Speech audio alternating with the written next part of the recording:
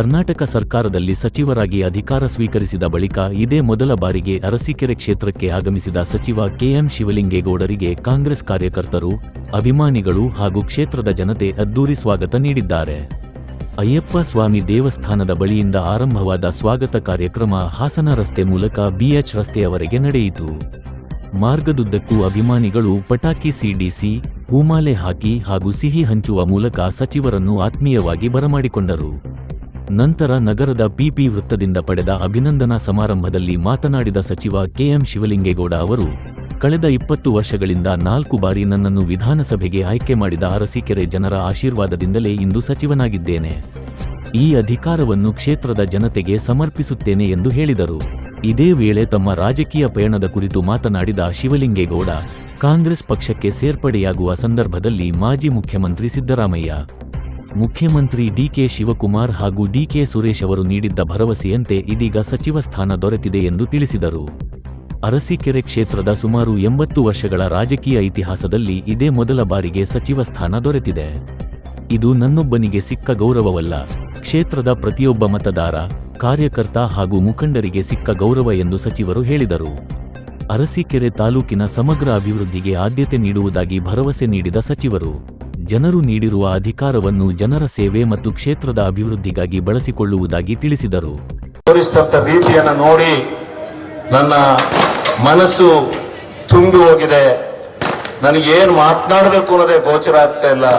ಇಷ್ಟೊಂದು ಅಭಿಮಾನದಿಂದ, ಇಷ್ಟೊಂದು ಸಂತೋಷದಿಂದ ನಿಮ್ಮ ಸಡಗರ, ಸಂಭ್ರಮ, ಅಭಿಮಾನವನ್ನು ನೋಡಿದ್ರೆ ನನಗೆ ಬಹಳ ಹೆಮ್ಮೆ ಆಗುತ್ತೆ ಅಂತಕ್ಕಂಥ ಮಾತನ್ನ ಈ ಸಂದರ್ಭದಲ್ಲಿ ಹೇಳಿ, ಇವತ್ತು ಸುಮಾರು 80 ವರ್ಷದ ಹಾಸನ ಜಿಲ್ಲೆಯ ರಾಜಕಾರಣದ ಇತಿಹಾಸದಲ್ಲಿ ಬಹುಶಃ ಅರಸೀಕೆರೆಯಲ್ಲಿ ಒಂದು ಕೊರಗಿತ್ತು. ಅರಸೀಕೆರೆ ವಿಧಾನಸಭಾ ಕ್ಷೇತ್ರದಲ್ಲಿ ಸಚಿವರಾಗಲಿಲ್ಲ ಅಂತಕ್ಕಂಥ ಕೊರಗೇನಿತ್ತು, ಅದನ್ನ ನಿವಾರಣೆ ಮಾಡ್ತಕ್ಕಂಥ ದೃಷ್ಟಿನಲ್ಲಿ ನೀವು ಕಾರಣಕರ್ತರಾಗಿದ್ದೀರಿ.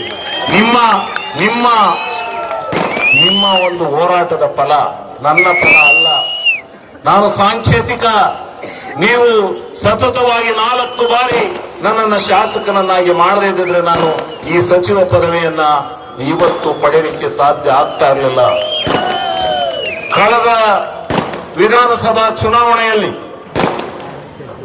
ನಾವು ತೀರ್ಮಾನ ಮಾಡಿದೆ, ಯಾವ ಪಕ್ಷದಿಂದ ನಾನು ಆಯ್ಕೆಯಾಗಿ ಬರ್ತಾ ಇದ್ದೆ, ಈ ಪಕ್ಷದಲ್ಲಿ ಇನ್ನು 10 ಸಾರಿ ಗೆದ್ರು ನಾನು ಮಂತ್ರಿ ಆಗಂತ ವಾತಾವರಣ ಆ ಪಕ್ಷದಲ್ಲಿ ನನಗಿಲ್ಲ.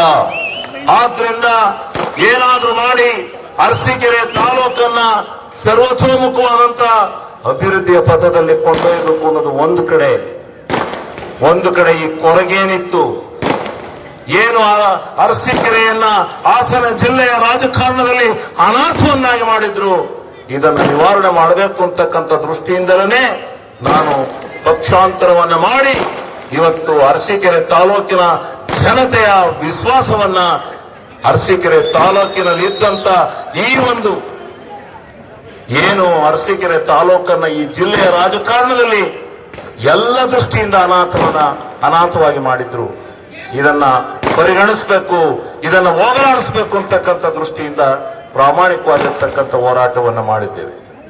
ಇವತ್ತು ನೀವು 4 ಬಾರಿ ಸತತವಾಗಿ ಹೋರಾಟ ಮಾಡಿ ನನ್ನನ್ನು ಶಾಸಕರು ಮಾಡಿದ್ದು ಒಂದು ಕಡೆ, ಇವತ್ತು ನನ್ನನ್ನ ಪಕ್ಷಕ್ಕೆ ಕರ್ಕೊಂಡು ಹೋಗ್ಬೇಕಾದ್ರೆ ಸ್ಟೇಡಿಯಂನಲ್ಲಿ ಇದರ 10ರಷ್ಟು ಜನ ಇತ್ತು. ಅವತ್ತು ಆಶ್ವಾಸನೆಯನ್ನು ಕೊಟ್ಟರು.